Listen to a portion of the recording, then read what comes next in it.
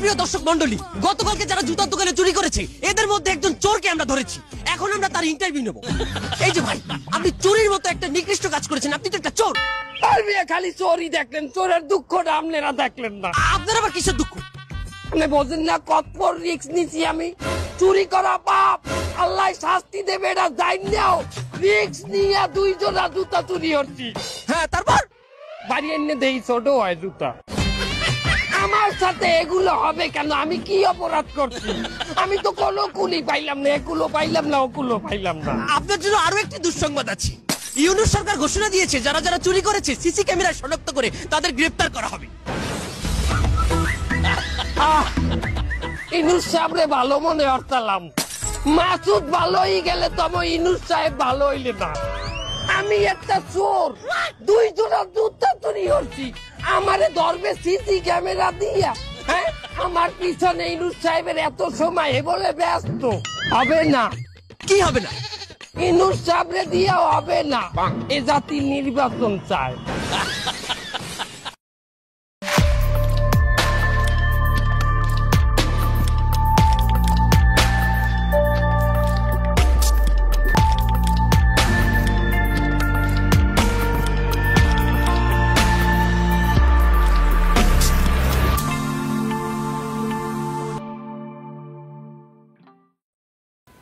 America, Bangladesh সহ অনেক দেশের উপরে যার সাথে তার বাণিজ্য আছে অতিরিক্ত একটা শুল্কের বোঝা চাপাই দিছে।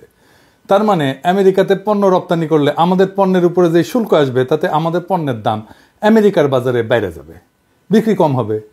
এই সমস্যা বাংলাদেশের একার না, পৃথিবীর সব দেশেরই সমস্যা। তবে এই সমস্যা আমাদের জন্য না যত বড়, তার চাইতে বেশি বড় আমেরিকান নিজেদের জন্যই।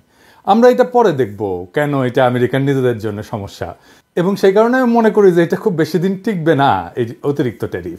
কিন্তু আমরা পুরো বিষয়টা নিয়ে একটা আলাপ করলে আমাদের বুঝতে সুবিধা হবে সমস্যাটা আমরা কিভাবে মোকাবেলা করব, আর এই সমস্যা থেকে আমাদের সুবিধা কিভাবে আনতে পারি। আমরা একটু পিছন থেকে আলাপ করি। প্রেসিডেন্ট ইউনূস ক্ষমতা নেওয়ার পরে ইউরোপে একটা কথা বলছিলেন, সেটা হইতেছে গত 15 বছরে অর্থনৈতিক প্রবৃদ্ধির নামে হাসিনা সরকার যা বলছে সব মিথ্যা এবং বানোয়াট। অনেকে মনে করছিল এটা নতুন কি, সব সরকার তার আগের সরকার নিয়ে সব সময় খারাপ কথা বলে, তো প্রফেসর ইউনূসও বলিছে। প্রফেসর ইউনূসও তার ব্যতিক্রম না, কিন্তু আসল বিষয়টা একদম আলাদা। উনি এই কথাটা বলছিলেন ওয়ার্ল্ড ইকোনমিক ফোরামে। ওয়ার্ল্ড ইকোনমিক ফোরামে আলোচনা হওয়া মানে বৈশ্বিক নেতারা সেই বিষয়টাকে গুরুত্বপূর্ণ বলে মনে করছেন। এর ফলে আন্তর্জাতিক মহলে সেই বিষয় নিয়ে সচেতনতা বৃদ্ধি পায়। এবং এই কথাটা বইলা প্রফেসর ইউনূস যে কত বড় একটা উপকার করছেন সেটা আমরা একটু পরে দেখতেছি। আমরা ব্যাপারটা একটু বুঝে দেখি যে কেন উনি বলছেন যে উন্নয়নের গল্পটা ভুয়া। হাসিনা এবং তার দোসররা যে কারণে এই যে মিথ্যা উন্নয়নের বয়ান ছাপাইছিল, এটার কারণটা হচ্ছে অর্থনীতি এমন একটা বিষয় যেটা একদম সত্য একদম মিথ্যা এরকম কোনো বিষয় না। তাই এমন একটা বিজ্ঞান বা দর্শন যেটা দিয়া আসলে সীমিত রিসোর্স কিভাবে ব্যবহার করলে মানুষের এবং দেশের আনলিমিটেড প্রয়োজন মেটানো যায়, সেইটাই হইতেছে অর্থনীতি। অর্থনীতির একটা ফ্লেক্সিবিলিটি আছে। হাসিনার অর্থনীতির এই ফ্লেক্সিবিলিটির সুযোগ নিয়ে একটা বয়ান তৈরি করছিল যে 2026 সালে দেশটা একটা মধ্যম আয়ের দেশে উন্নীত হবে।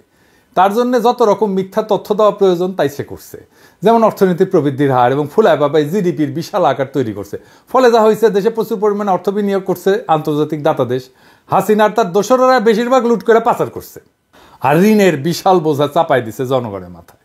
এই পুরা কাজ ইন্ডিয়া করাইছে, মানে হাসিনাকে দিয়া। যার কারণে দেখবেন ইন্ডিয়ার অনেক বড় বড় প্রতিশ্রুতি সত্ত্বেও শেষ পর্যন্ত চায়নার কাছে যে হাত পাতিছিল হাসিনা পলানোর আগে। কিন্তু চায়না ততদিনে বুঝে গেছিল যে এর মধ্যে শুভঙ্করের ফাঁকি আছে। তাহলে 2026-এর গুরুত্ব কোথায়? প্রফেসর ইউনূস কিভাবে দেশকে রক্ষা করতে চাইছেন, ওই যে ওয়ার্ল্ড ইকোনমিক ফোরামে যে কথাটা বলে আসছিলেন সেইটা একটু মিলাই দেখি। এবার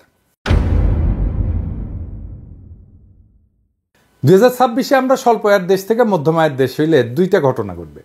এক, আন্তর্জাতিক দাতা সংস্থা আমাদের দেশে অর্থের বরাদ্দ কমাই দেবে, তাতে 4 কোটি মানুষের জীবনযাত্রার মান বিপন্ন হবে। সরকার এইসব মানুষের জন্য বরাদ্দ যে ভাতা দিত সেটা দিতে হিমশিম খাবে।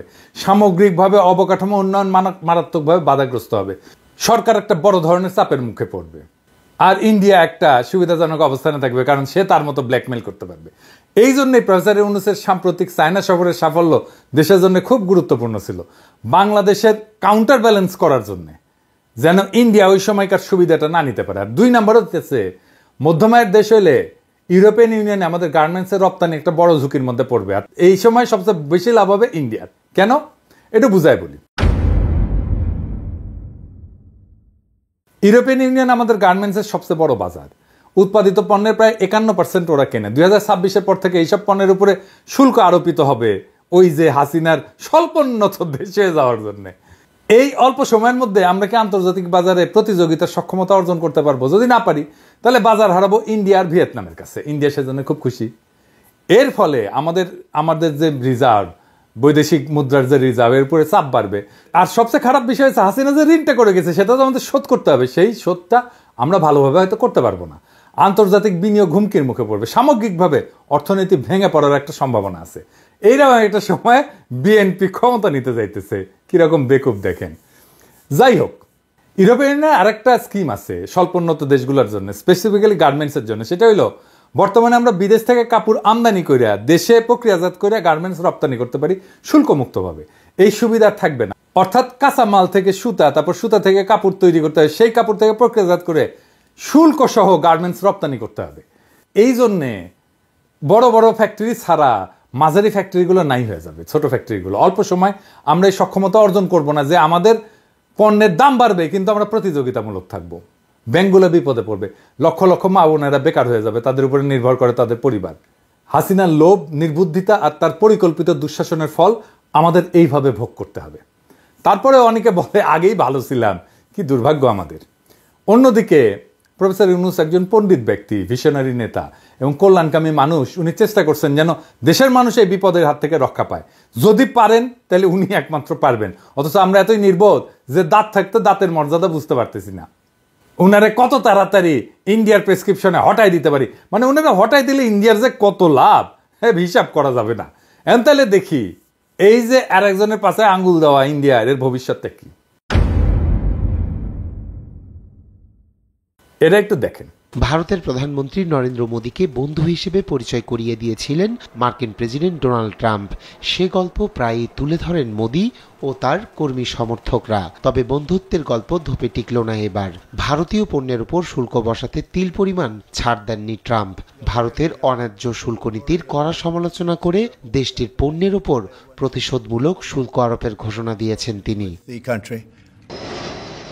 ট্রাম্প ঘোষিত শুল্ক মুক্তি দিবসের পরিকল্পনা অনুযায়ী 2 এপ্রিল এ শুল্ক আরোপ করার তথ্য নিশ্চিত করেছেন হোয়াইট হাউসের মুখপাত্র ক্যারোলাইন লেভিট। পাল্টাপাল্টি শুল্কের ক্ষেত্রে কাউকে কোনো ছাড় দেওয়া হবে না বলেও জানান তিনি। ভারত যুক্তরাষ্ট্রের পণ্য আমদানির ক্ষেত্রে 100% পর্যন্ত শুল্ক আরোপ করে রেখেছে। অন্যায্য বাণিজ্য রীতিনীতি বন্ধ হওয়া প্রয়োজন। তাই এরই অংশ হিসেবে ভারতীয় পণ্য আমদানির ক্ষেত্রেও এখন 100% পর্যন্ত শুল্ক আরোপ করবে যুক্তরাষ্ট্র। এই বিষয়ে ট্রাম্প দৃঢ় প্রতিজ্ঞ। আমার ক্ষুদ্র ভ্রাতার ভগ্নীদের জন্য করছি যে বিষয়টা বোঝার আগে কয়েকটা জিনিস একটু দেখে আসি। এই আলাপগুলো আমি আগে করছি, কিন্তু তারপরেও এটা আরেকবার শুনলে কোনো অসুবিধা নেই। আমাদের বৈদেশিক মুদ্রার রিজার্ভ এটা কি এবং গুরুত্বপূর্ণ কেন? যে কোনো দেশ এই ফরেন এক্সচেঞ্জ রিজার্ভ এটা আয় করে 2 ভাবে, পণ্য অথবা সার্ভিস রপ্তানি করে, 2 নম্বর প্রবাসীদের পাঠানো বৈদেশিক মুদ্রা থেকে। এই ফরেন এক্সচেঞ্জ রিজার্ভের 1 নম্বর দেশ হইতেছে চায়না, তার পরিমাণ হইতেছে $3.5 ট্রিলিয়ন। 4 নম্বরে আছে ইন্ডিয়া, যার পরিমাণ $640 বিলিয়ন। আর আমরা আছি 58 নম্বরে, এর পরিমাণ হচ্ছে $27 বিলিয়ন। হাসিনার পালানোর সময় এটা ছিল $20 বিলিয়ন। প্রফেসর ইউনূসের টাইমে $7 বিলিয়ন বাড়িছে, 1 মাসে $1 বিলিয়ন করে বাড়িছে। মাশাআল্লাহ। এই ফরেন এক্সচেঞ্জ রিজার্ভ কেন গুরুত্বপূর্ণ? এই বৈদেশিক মুদ্রা দিয়ে আমদানি খরচ মিটাইতে হয়, পাশাপাশি দেশের বিভিন্ন লায়াবিলিটিস থাকে, যেমন ঋণ পরিশোধ করতে হয়, এগুলো দিতে হয়। একটা বিষয় খেয়াল করেন, এত বড় একটা ঋণের বোঝা এবং দেশের খাদ্য জ্বালানি আমদানি করার পরেও দেশের রিজার্ভ বাড়তিছে। এইটার বড় একটা ক্রেডিট হইতেছে প্রবাসী ভাইদের পাঠানো অর্থ। ভুলে গেলে চলবে না যে আপনারা, যাদেরকে আমরা ভালোবাসা রেমিটেন্স যোদ্ধা বলি, আপনারা আগস্ট মাসে হাসিনার জয় বাংলা করার মহানায়কও বটে, এবং সেই সাথে আমাদের দেশকে পৃথিবীর শীর্ষ 10-এর তালিকায় 8 নম্বরে নিয়ে আসার জন্য অনেক ধন্যবাদ। আমরা রেমিটেন্স শাটডাউন করছিলাম, আবার বলছিলাম যে টাইম মতো আবার রেমিটেন্স আসবে, এখন আসছে। এর বড় কারণ হইতেছে প্রফেসর ইউনূস এবং প্রফেসর ইউনূসের উপরে কনফিডেন্স। আর এটার সাথে তো বাংলাদেশ ব্যাংকের দক্ষতা আছেই। সাম্প্রতিক সময় প্রফেসর ইউনূস বলছেন যে প্রত্যেকটা মেডিকেল কলেজের সাথে একটা নার্সিং ইনস্টিটিউট স্থাপন করতে, আমরা যেন স্পেশালাইজড মানব শক্তি বিদেশে রপ্তানি করতে পারি। যদি আমরা সফল হই তাহলে তালিকায় আমরা আরও উপরে উঠে আসবো। এবার চলেন আমাদের টপিকে ফিরি। ইন্ডিয়া কিভাবে সামনে পুটু মারা খাবে সেটা একটু দেখি। ওই যে ভিডিওটা আবার একটু দেখে নিন। ভারতের প্রধানমন্ত্রী নরেন্দ্র মোদীকে বন্ধু হিসেবে পরিচয় করিয়ে দিয়েছিলেন মার্কিন প্রেসিডেন্ট ডোনাল্ড ট্রাম্প। সে গল্প প্রায়ই তুলে ধরেন মোদী ও তার কর্মী সমর্থকরা। তবে বন্ধুত্বের গল্প ধোপে টিকল না এবার। ভারতীয় পণ্যের উপর শুল্ক বসাতে তিল পরিমাণ ছাড় দেননি ট্রাম্প। ভারতের অন্যায্য শুল্ক নীতির কড়া সমালোচনা করে দেশটির পণ্যের উপর প্রতিশোধমূলক শুল্ক আরোপের ঘোষণা দিয়েছেন তিনি।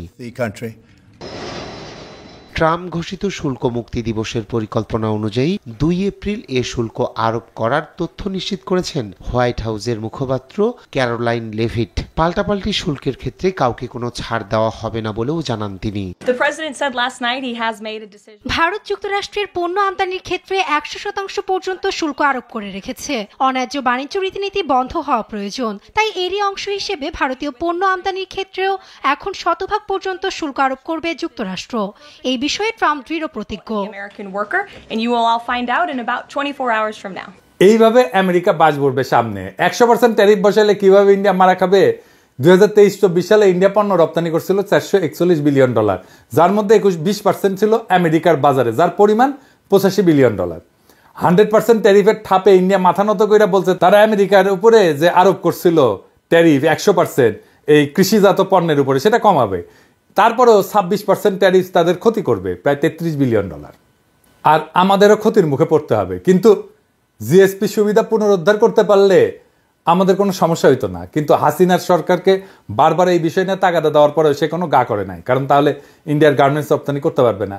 আর বর্তমানে দেশের ভিতরে শ্রমিক আন্দোলনের নামে হাসিনার অনুগত গার্মেন্টস মালিক স্পেন্সাররা যা করতেছে তাতে বর্তমান সরকার একটা চ্যালেঞ্জের মধ্যে পড়বে। কিন্তু দেশবাসী প্রফেসর ইউনূসের উপর ভরসা আছে, উনি নিশ্চয়ই একটা রাস্তা খুঁজে বের করবেন। একইভাবে বাংলাদেশ ইন্ডিয়ার জন্য একটা বড় মার্কেট, কাজেই ইন্ডিয়াকে বুঝতে হবে যে বাংলাদেশের সাথে টাল্টি বাল্টি করে পার পাওয়া যাবে না। হাসিনাকে বাংলাদেশের হাতে তুলে দিতে হবে বিচারের জন্য, অথবা দৌড়ের উপরে থাকতে হবে, নতুন মার্কেট খুঁজতে হবে বাংলাদেশে, যে মার্কেট তারা হারাবে। কারণ আমরা ভারতীয় পণ্য বয়কট করব, ভারতীয় পণ্য আর আমদানি করব না, আর ব্যবহার করব না। প্রফেসর ইউনূসের সফল চায়না সফর ইন্ডিয়ার জন্য একটা নতুন চ্যালেঞ্জ তৈরি করবে। আমরা এই মাইনকেসিপা এনজয় করব। এবার আসেন দেখি ইন্ডিয়ার সার্ভিস এক্সপোর্টে ইন্ডিয়ার অবস্থানটা কি। ইন্ডিয়া প্রায় $333 বিলিয়ন আয় করছিল সার্ভিস এক্সপোর্ট করে। ওইটারও সবচেয়ে বড় বাজার হইতেছে আমেরিকা, যাকে বলে সোনায় সোহাগা। এই সার্ভিস এক্সপোর্টের প্রায় 45% আসে আইটি এবং টেক সার্ভিস সেলস থেকে। যদি ইন্ডিয়া চায় তাদের পণ্য রপ্তানি যেটা কমবে সেটা সার্ভিস এক্সপোর্ট থেকে কভার করবে, তাহলে আমাদের এই সুযোগটা কাজে লাগানো উচিত। একটু বুঝাই বলি, এত বড় একটা বাজারে আমাদের দেশ এই তালিকায় 82 নম্বরে আর ইন্ডিয়ার 6 নম্বরে। তাইলে কিভাবে আমাদের বাজার বড় করবো আর ইন্ডিয়ার বাজার খাইয়া দিব? আসেন একটু দেখি। দুইটা বিষয় আমাদের বিবেচনা করতে হবে। 1 নাম্বার, ইন্ডিয়ার প্রায় 35% আয় আসে ট্রাভেল এবং ট্যুরিজম থেকে, আর শিপিং এবং এয়ারলাইন সার্ভিস থেকে। ইন্ডিয়াতে চিকিৎসা যাওয়া বন্ধ, চায়নাতে যাব আমরা। আপনি জানেন তো চায়নাতে এখন ব্যবস্থা হচ্ছে। প্রফেসর ইউনূস সম্প্রতি চায়না সফরে চিকিৎসার উপর জোর দিয়ে আসছে, কম খরচে বিদেশি চিকিৎসা এবং ওয়ার্ল্ড ক্লাস চিকিৎসা হবে চায়নাতে। আর 2 নাম্বার, 45% এক্সপোর্ট যে খাত থেকে আসে তা আমার ক্ষুদ্র ভ্রাতা এবং ভগিনীরা অনেকাংশে ম্যানেজ দিতে পারবে। ওদের আইটি কাজের দক্ষতা আছে, এখন ফ্রিল্যান্সিং করছে।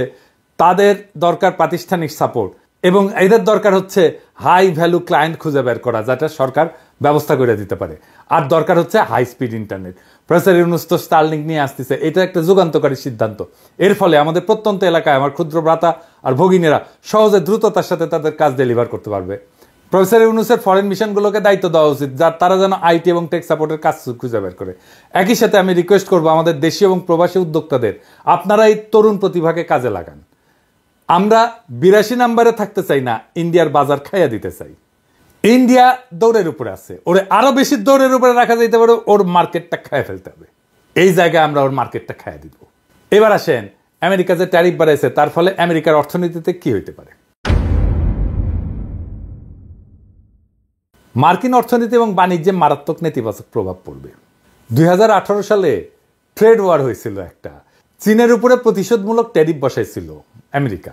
এর কারণে মার্কিন কৃষকেরা $27 বিলিয়ন সাহায্য পাইছিল, কিন্তু তারপরেও দীর্ঘমেয়াদে চীনের বাজারে আমেরিকার মার্কেট শেয়ার কমে গেছিল। ট্রেড ওয়ারটা কি ছিল একটু বুঝে দেখি। এখনকার এই অবস্থার সাথে মিল আছে, আপনারাও বুঝবেন কি গ্যাঞ্জামে পড়তে যাচ্ছে আমেরিকা। এইটা মূলত 2018 থেকে 2019 সালের মধ্যে আমেরিকা এবং চীনের মধ্যে একটা যুদ্ধ, বাণিজ্য যুদ্ধ। কিভাবে শুরু হয়েছিল? এই ডোনাল্ড ট্রাম্প 18 সালে চীনা পণ্যের উপরে 50 বিলিয়ন মূল্যের ট্যারিফ আরোপ করে। চীন পাল্টা ব্যবস্থা নেয় এবং মার্কিন কৃষি পণ্যে ট্যারিফ আরোপ করে। উভয় দেশ একাধিক ধাপে একে অন্যের পণ্যে ট্যারিফ আরোপ করতে থাকে এবং বৈশ্বিক বাণিজ্যে খুব অস্থিরতা তৈরি হয়। উভয় দেশের রপ্তানি এবং আমদানি খরচ দুইটাই বেড়ে যায়। মার্কিন কৃষকেরা আর্থিক ক্ষতির সম্মুখীন হয়, চায়না খুব একটা বেশি ক্ষতির সম্মুখীন হয়নি। 2020 সালে আমেরিকা এবং চীন একটা চুক্তি স্বাক্ষর করে, ফেজ 1 চুক্তি বলে। এই চুক্তি স্বাক্ষরের মাধ্যমে দ্বিপাক্ষিক বাণিজ্য সম্পর্ক কিছুটা স্বাভাবিক হয়। চুক্তি অনুযায়ী চীন মার্কিন কৃষি পণ্য কেনার প্রতিশ্রুতি দেয় এবং কিছু ট্যারিফ শিথিল করা হয়। কিন্তু তারপরেও আমেরিকা তার বাজার, কৃষি পণ্যের বাজার চীনে আর পুরাটা ফিরে পায়নি। সে ট্যাক্স দিয়ে আয় করছে, $50 বিলিয়ন আয় করতে চাইছিল, ওদের উল্টা ভর্তুকি দিতেছে $27 বিলিয়ন আমেরিকান কৃষকদেরকে। নতুন ট্যারিফ দেওয়ার ফলে আমেরিকার মুদ্রাস্ফীতি হবে, ভোক্তার ব্যয় বৃদ্ধি পাবে, কারণ উচ্চ ট্যারিফের কারণে আমদানিকৃত পণ্যের দাম বাড়বে, যা মার্কিন ভোক্তাদের ব্যয় বাড়াবে। ওই ট্রেড ওয়ারের কথা বলি। ট্রেড ওয়ারে $50 বিলিয়ন একটা এক্সট্রা ট্যারিফ চীনের পণ্যের উপরে বসাইছিল। এর ফলে আমেরিকার রপ্তানি করে কমে যায় $30 বিলিয়ন, আর $27 বিলিয়ন ভর্তুকি দিতে হয় আমেরিকান কৃষকদেরকে। তার মানে $7 বিলিয়ন লস আমেরিকার। ট্যারিফ উভয় পক্ষের ক্ষতি করে, চাকরি কমে আসে, বিনিয়োগ সংকট হয়, এবং ট্যারিফ বেড়ে গেলে যদি কাঁচামালের দাম বেড়ে যায় তখন করে কি কোম্পানিগুলো এমন একটা জায়গায় তার ম্যানুফ্যাকচারিং প্ল্যান্ট নিয়ে যায়, উৎপাদনের ব্যবস্থা নিয়ে যায় যেখানে ট্যারিফ কম। এই জিনিসটা মাথায় রেখেন, এই বিষয়টার আমরা সুবিধা নেব। এইখানে আমাদের নতুন পরিকল্পনা করতে হবে যেন আমরা এই আমেরিকান ট্যারিফ বানানোর এই সুবিধাটা আমরা পুরাটা নিতে পারি। আপনি যদি এমনকি অর্থনীতির গুরুদের তত্ত্বগুলো দেখেন, এইখানে দেখবেন যে এই উচ্চ ট্যারিফ এইটাকে খুব ডিসকারেজ করা হয়েছে। ইতিহাসেও যদি আমরা দেখি তাহলে দেখবো যে যখন ট্যারিফ বসানো হয়েছে তখন একটা মন্দা চলে আসছে অর্থনীতিতে। 1930 সালে স্মুথ হাউলি ট্যারিফ বলে ট্যারিফ বসানো হয়েছিল। এই উচ্চ ট্যারিফের ফলে বৈশ্বিক বাণিজ্য 60% কমে গেছিল এবং যেটা মহামন্দাকে ত্বরান্বিত করছিল। অর্থনীতির তাত্ত্বিকেরা ট্যারিফ নিয়ে মেলা নসিহত করে গেছে। ডেভিড রিকার্ডোর নাম শুনছেন। উনি বলছেন যে ট্যারিফের মাধ্যমে সম্পদের অপচয় হয় এবং অর্থনৈতিক উন্নয়ন ব্যাহত হয়। এবং ওই যে ট্রেড ওয়ার হয়েছিল না, ওই সময় IMF একটা হিসাব দিছিল যে বৈশ্বিক জিডিপি 0.8%, প্রায় 1% কমে গেছিল। তো আমরা দেখলাম যে আমরা একটা বড় সমস্যায় পড়তে যাচ্ছি, গোটা পৃথিবী পড়তে যাচ্ছে। এখন এটার সুবিধা বাংলাদেশ কিভাবে নেবে? আমরা কিছু র্যাডিক্যাল পদক্ষেপ নিতে হবে। আমি জানি না প্রফেসর ইউনূসের সরকার এই পদক্ষেপ নিবে কিনা, কিন্তু আমার বিবেচনায় একটা ক্যালকুলেটেড রিস্ক এখানে নেওয়া যায়। এই সিদ্ধান্তটা অর্থ মন্ত্রণালয় একা নিতে পারবে না। এই সিদ্ধান্ত নেওয়ায় প্রফেসর ইউনূসের সংশ্লিষ্টতা লাগবে। আর আমি মনে করি না সরকারের ইন্টারনাল এক্সপার্টাইজ আছে যে যা দিয়া এই পরিকল্পনার ইম্প্যাক্ট আর কন্টিজেন্সি প্ল্যান করতে পারবে। এইটা কিভাবে করা যাবে সেটা আমি পরে বলতেছি, আগে পরিকল্পনাটা শোনেন কিভাবে আমরা এই আমেরিকান ট্যারিফের সুবিধা কাজে লাগায় বাংলাদেশের ইকোনমিকে চাঙ্গা করে দিতে পারি। বাংলাদেশ কাঁচামাল আমদানিতে এবং সব ধরনের রপ্তানিতে ট্যারিফ শূন্য করে দেবে, একদম শূন্য, জিরো ট্যারিফ। এর ফলে কি হবে? স্থানীয় উৎপাদন শিল্প শক্তিশালী হবে, কারণ কাঁচামাল সস্তায় আমদানি করা গেলে উৎপাদন খরচ কমবে।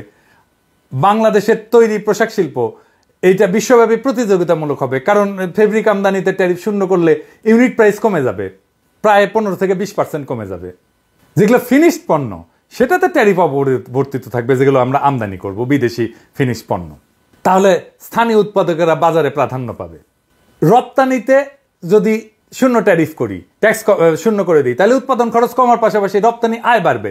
বাংলাদেশের রেডিমেড গার্মেন্টসের রপ্তানি $50 বিলিয়ন মতো, এইটা $100 বিলিয়ন পৌঁছাইতে পারে, দ্বিগুণ হয়ে যেতে পারে। আমরা অন্য পণ্যের রপ্তানিও বাড়াইতে পারি, যেমন ফার্মাসিউটিক্যালস, চামড়ার পণ্য, আইটি সার্ভিস, এর নতুন খাতের বিকাশ ঘটবে এবং বিদেশি বিনিয়োগ আকর্ষিত হবে, কারণ সস্তা কাঁচামাল, কোনো ট্যাক্স নাই, অর্থাৎ সস্তা শ্রম তো আছেই। ফলে বহুজাতিক কোম্পানি বাংলাদেশে উৎপাদনের ইউনিট স্থাপনে আগ্রহী হবে। আর কি হবে? বিদেশি কোম্পানিগুলো যদি আসে, আধুনিক উৎপাদন প্রযুক্তি, স্থানীয় শিল্পে আসবে, আমরা এই প্রযুক্তি শিখব। এবং ভিয়েতনামে সেমিকন্ডাক্টর শিল্পের বিকাশে এই কাঁচামালের ট্যারিফ শূন্য নীতি গুরুত্বপূর্ণ ভূমিকা রাখছে। এবং এই করলে রেডিমেড গার্মেন্টস বলেন, প্লাস্টিক বলেন, ফার্মাসিউটিক্যালস বলেন, প্রায় 10 থেকে 15 লক্ষ নতুন চাকরি তৈরি হবে। বাংলাদেশের 84% রপ্তানি আসে রেডিমেড গার্মেন্টস থেকে। কাঁচামাল যদি শূন্য ট্যারিফ করা হয় তাহলে এই খাতের দক্ষতা এবং উৎপাদনশীলতা বাড়বে। এই যে ভিয়েতনাম কাঁচামাল আমদানিতে ট্যাক্স শূন্য কইরা 23 সালে $370 বিলিয়ন রপ্তানি করছে। চীন এইভাবে উন্নতি করছে। 2001 সালে WTO-তে যোগদানের পরে কাঁচামালের ট্যারিফ কমাই দেয় বিশ্বের ফ্যাক্টরিতে পরিণত হয়েছে। আর ফিনিশ পণ্য আমদানিতে ট্যারিফ যদি অপরিবর্তিত থাকে তাহলে বিদেশি পণ্যের দাম স্থিতিশীল থাকবে, যা স্থানীয় উৎপাদকের জন্য সুযোগ তৈরি করবে। কিন্তু এটা সম্ভাব্য চ্যালেঞ্জ আছে, সেটাও আলাপ করে নিই যে কি কি চ্যালেঞ্জ আছে। কাঁচামাল আমদানি থেকে রাজস্ব আয় কমবে, এটা আসলে কতখানি কমতে পারে?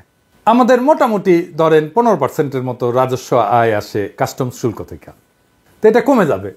আবার ফিনিশ পণ্যকে কাঁচামাল হিসেবে চালায় ট্যারিফ ফাঁকি দেওয়ার চেষ্টা করতে পারে। তো এইটা কাস্টমসকে দেখতে হবে। অনেক সিস্টেম আছে, যেমন ধরেন কাঁচামালের স্পেসিফিকেশন এবং ব্যবহার ট্র্যাক করার জন্য ব্লকচেন প্রযুক্তি ব্যবহার করা যায়, এটা ডিটেলে গেলাম না। স্মাগলিং এর জন্য কঠোর শাস্তিমূলক ব্যবস্থা নেওয়া যায়, আর এরকম ভুল ডিক্লারেশন দেওয়ার জন্য শাস্তিমূলক ব্যবস্থা নেওয়া যায়। কিন্তু এই যে পরিকল্পনা, এটার ইম্প্যাক্ট অ্যানালাইসিসটা কিভাবে করা যায়, কে করতে পারে? এটার জন্য আমার মনে হয় যে বিদেশি কনসাল্টিং ফার্মকে নেওয়া যেতে পারে। ম্যাকিনসি এবং BCG এদেরকে দায়িত্ব দেওয়া যেতে পারে। ওরা রাজস্ব কাঠামো রূপান্তরের সংস্কারের জন্য এক্সপার্ট। তারপরে PwC বা ডেলয়েট, এরা ডিজিটাল ট্যাক্স সিস্টেম এবং কাস্টমার অটোমেশনের জন্য এক্সপার্ট। আর আমরা অবশ্যই ওয়ার্ল্ড ব্যাংক, ADB যারা আমাদের অর্থায়ন করে, IMF, তাদেরকে ইনভলভ করব এই পুরো মূল্যায়নের জন্য। তো এই বাংলাদেশ এখন একটা সংকটময় সন্ধিক্ষণে দাঁড়ায় আছে। হাসিনার ফ্যাসিস্ট শাসনের রাজনৈতিক অপরিণামদর্শিতা, দুর্নীতি এবং বৈদেশিক নির্ভরতার কৌশল আমাদের অর্থনীতিকে ধ্বংসের দ্বার প্রান্তে নিয়ে গেছে। দেশের জনগণ আজ বুঝতে পারছে যে 15 বছরের মিথ্যার আবরণ ফুটে বেড়ায় আসছে এক ভয়ঙ্কর বাস্তবতা, অর্থনৈতিক অবনতি, বেকারত্ব এবং আন্তর্জাতিক মহলে বিশ্বাসযোগ্যতার সংকট। কিন্তু ইতিহাস সাক্ষী, কোনো স্বৈরাচারী চিরকাল টিকে থাকতে পারেনি, হাসিনাও টিকে থাকেনি। আজ বাংলাদেশে যে পরিবর্তনের ঢেউ উঠছে তার থামানো যাবে না। প্রফেসর ইউনূসের নেতৃত্বে আমরা একটা নতুন অভিযাত্রার সূচনা করছি, যেখানে সুশাসন, জবাবদিহিতা, অন্তর্ভুক্তিমূলক অর্থনীতির ভিত্তিতে একটা নবযুগের সূচনা হবে। আমাদের নতুন নতুন আইডিয়া দিয়ে আমরা নতুন নতুন অপরচুনিটি, নতুন নতুন সুযোগ সৃষ্টি করব। সমস্যাকে আমরা সুযোগে রূপান্তরিত করব। 2026 সালের মধ্যমায়ের দেশে উত্তরণের পথে হাসিনা সরকারের কৃত্রিম সাফল্যের ফাঁপাদম্ভের মুখোশ উন্মোচিত হচ্ছে। আন্তর্জাতিক মঞ্চে যখন বাংলাদেশের অর্জনকে প্রশ্নবিদ্ধ করা হচ্ছে, তখন একটা কথা স্পষ্ট, এই লুটপাটের রাজনীতি আর চলতে দেওয়া যাবে না। প্রফেসর ইউনূস বিশ্ব অর্থনৈতিক ফোরামে যখন সত্য উচ্চারণ করছেন, যখন বিশ্বব্যাপী বাংলাদেশের প্রতি এক নতুন আশা জাগছে, একটা গণতান্ত্রিক সুশাসিত আত্মনির্ভর বাংলাদেশের, আমরা আর কোনো মিথ্যার কাছে এই সময় আত্মসমর্পণ করব না। আমরা কোনো সমস্যার কাছে দেশকে বন্দী হতে দেব না। অর্থনীতিকে পুনর্গঠনের মাধ্যমে আমরা বিশ্ববাজারে আমাদের নিজেদের অবস্থান করে নেব। যেই চ্যালেঞ্জই আসুক না কেন আমরা মাথা নত করব না। আমরা সেই চ্যালেঞ্জকে সুযোগে রূপান্তরিত করব। কারণ এই জাতি জানে পরিবর্তন অবশ্যম্ভাবী, পরিবর্তন অপরিহার্য। বাংলাদেশের যুব সমাজ, শ্রমিক, প্রবাসী ভাই বোনেরা একত্রিত হয়ে আমরা আজকে শপথ নেব, দেশকে আবার আমরা নতুন কইরা গড়ে তুলব। দেশের সামনে সমস্ত সমস্যার পাহাড়কে আমরা একসাথে সরাবো। প্রত্যেকটা নাগরিকের মৌলিক অধিকার নিশ্চিত করে, অর্থনৈতিক স্বাধীনতা অর্জন করে, বৈশ্বিক শক্তির চাপে মাথা উঁচু করে দাঁড়ায় বলবো, বাংলাদেশ জাগছে, বাংলাদেশ জিতবেই।